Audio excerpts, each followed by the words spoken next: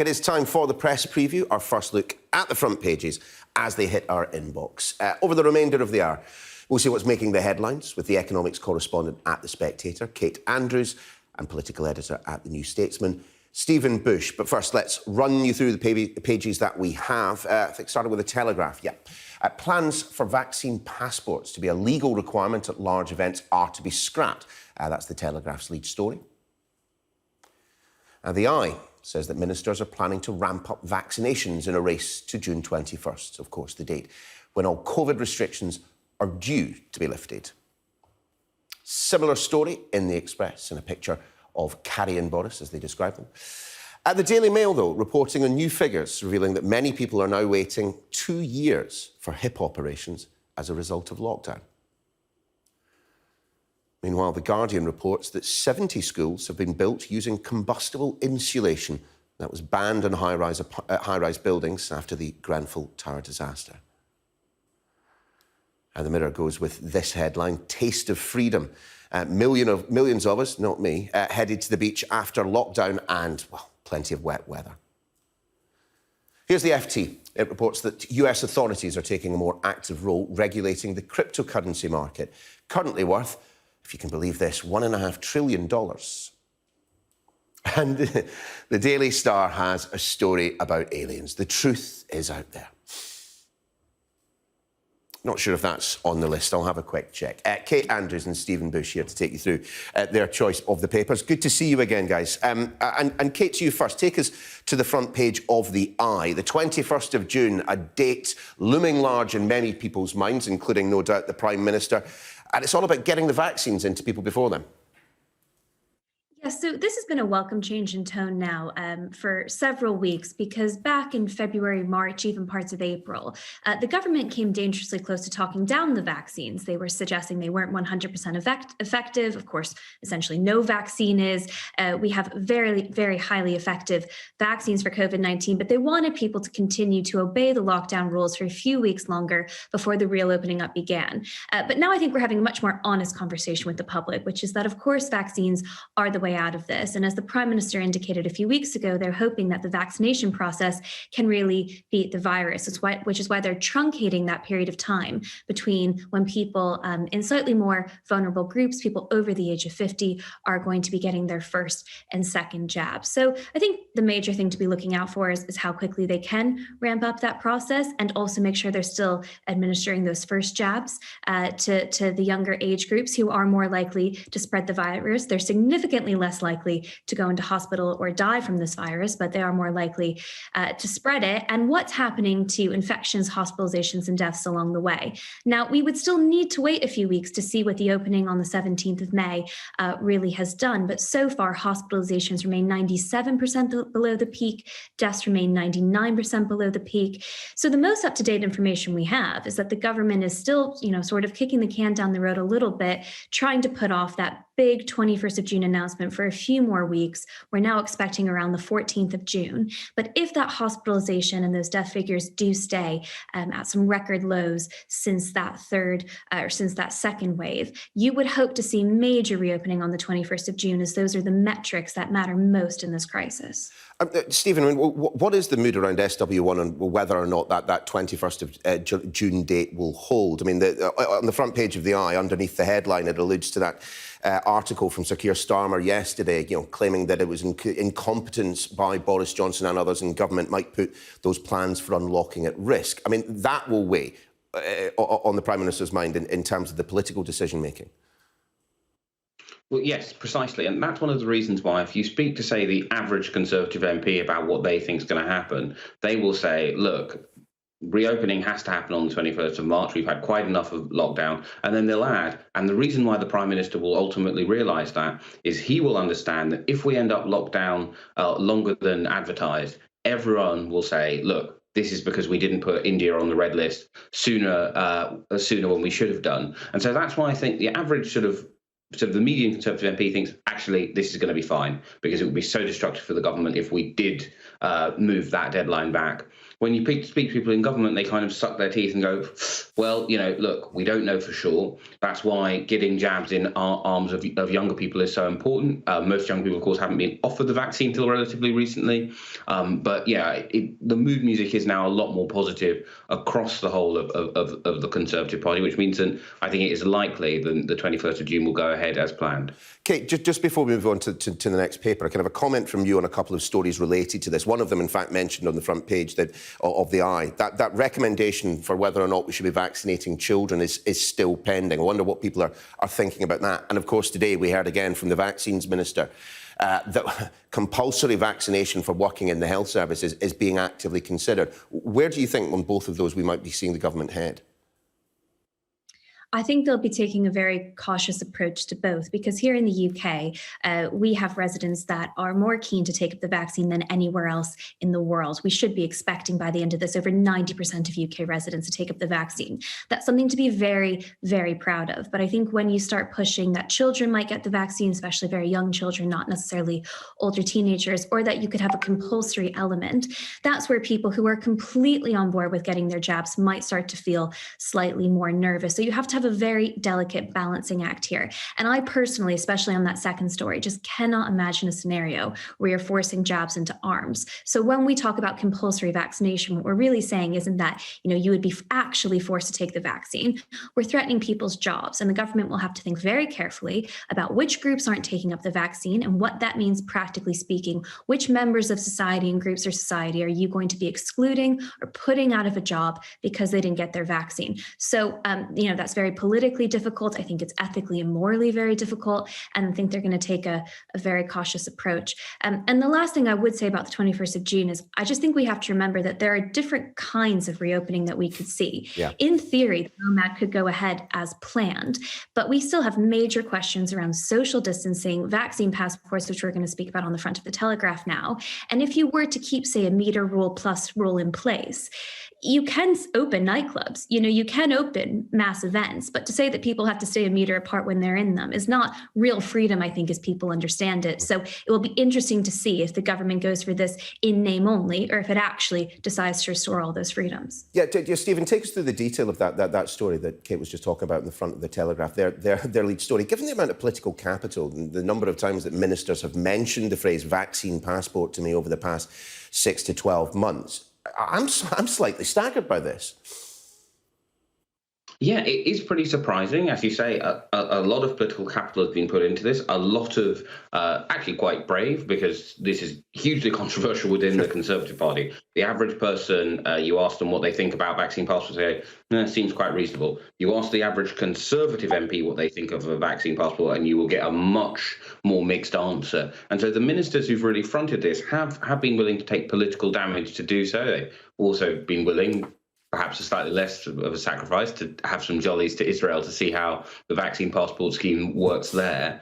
And now it seems to be vanishing without trace. Now, that is in part, of course, because if you follow news in Israel closely, you'll know that actually the vaccine passports haven't worked that well. But it is quite a big deal, because usually, and it's a happy thing in a way, usually what tends to happen is when governments invest a lot of time in something, they push forward with it, rather than going, actually, look, we tried, not going to happen. Kate, you were nodding along in agreement there, I noticed.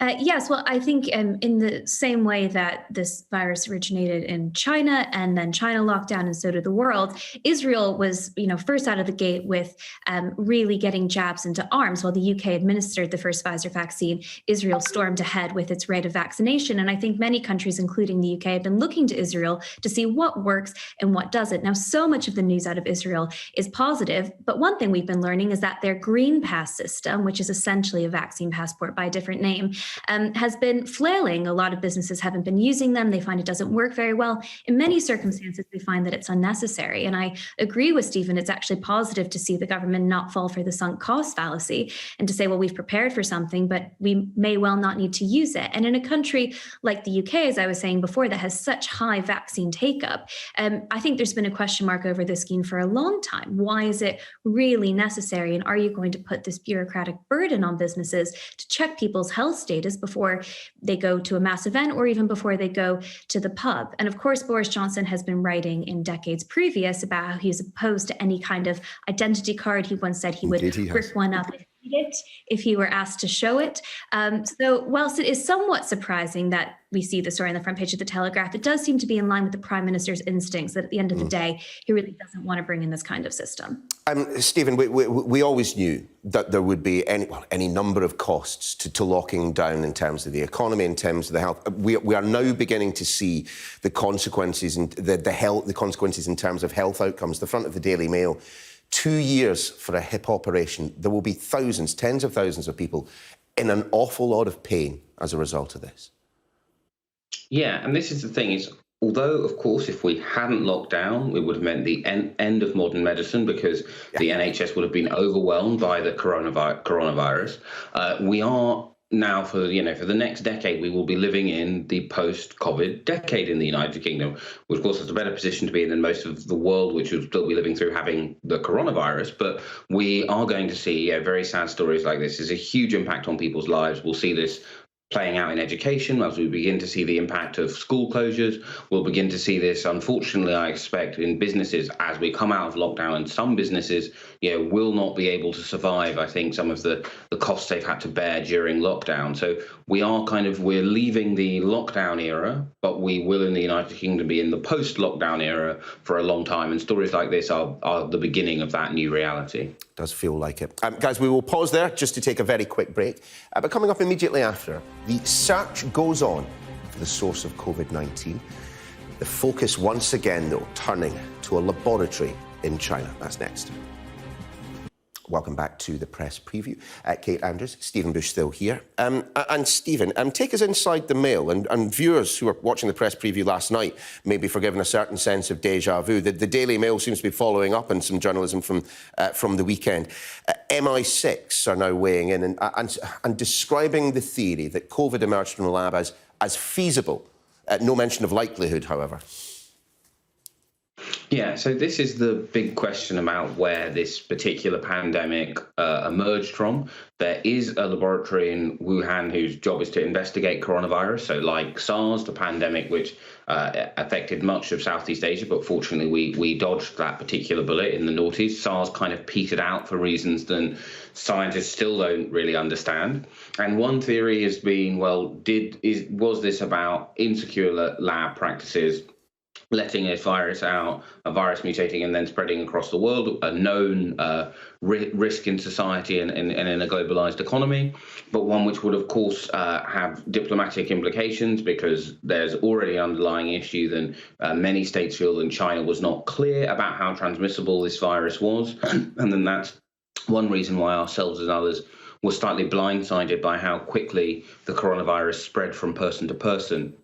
So it is more pressure in journalese on the Chinese state that these theories aren't going away and are, as MI6 says, feasible.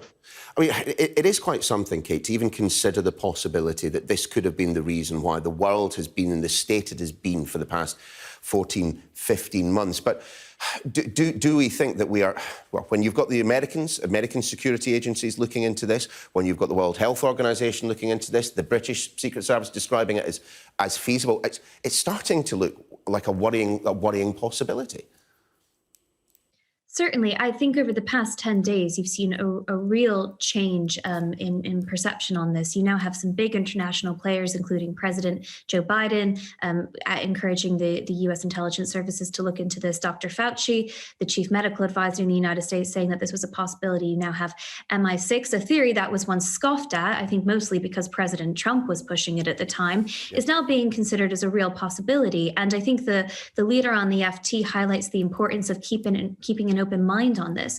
We need to treat it like a scientific hypothesis, and we can't rule anything out, as you wouldn't do in the scientific world. And the evidence seems to be mounting in that direction. Now, again, we're not talking about likelihood. That is for people far above our pay grades to actually decide. But I think the FT is right to say that we really need to think about this because there are lessons to be learned. 3.5 million people have now died from this virus.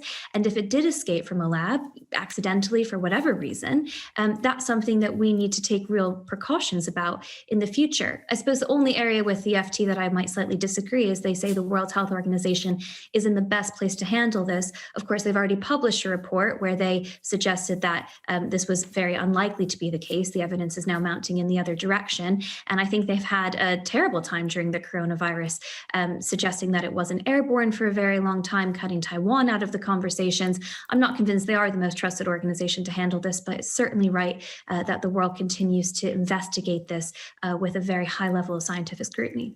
Well, guys, let's spend the remainder of our time together discussing the wedding of the week. Mr. and Mrs. Johnson, Stephen, on the front of the Daily Telegraph, we discover the poor couple aren't even going to get a honeymoon out of this. Well, at least not yet. At least not yet. No, they're waiting till next year, presumably because they'll be hoping to go abroad. I mean, Mustique is lovely at this time of year. Yeah, I think many couples do often sort of space it out, or they have a so-called mini moon where they go to somewhere nearer to home, and then when they've saved a bit for the cost of the marriage, I guess, seeing as this was a pared down marriage with a small reception in Downing Street, they possibly aren't quite in that bracket. But in some ways, this is quite a normal experience for people to have. Obviously, for slightly abnormal reasons, which is there's a global pandemic, but there's a sort of serious economic point here, which is the big hit that our tourist destinations are going to face because other people around the world will have to make this decision, and the big hit that the global economy will face because other people are going to have to make this very reasonable, very responsible decision. And in terms of those post-COVID impacts, that people will not be able to return to doing normal things like their honeymoons, if their honeymoons are being held abroad, is going to have big economic consequences. So this actually is it's a nice story because it's happy to see people getting married, but it's also an important story because it is part of a bigger global story.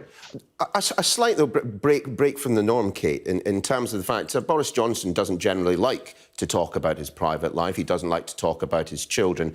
But today, I can tell you exactly how much that dress cost and where it came from. Well, indeed, and it's a story that's trickled because we found out yesterday, the photos were published today. Obviously, it's carrying into this week. Now, there were some claims made about the Prime Minister last week that weren't so generous, so I suspect that they like the way that they're being written up in the papers this weekend and into the week. As far as the honeymoon goes, look, everybody's had to put their life plans on hold, so you wouldn't expect the Prime Minister and his wife to be any exception to that. And, wishing the couple all the best of luck. But, hopefully the fact that they did have this wedding this weekend and the Prime Minister was focused on that is good news for the 21st of June. You would think if there were exponential growth of the Indian variant, or if the data wasn't looking good, it's probably how they wouldn't have spent their weekend. So I'm actually much more hopeful and optimistic now that we're all getting our freedoms back quite soon.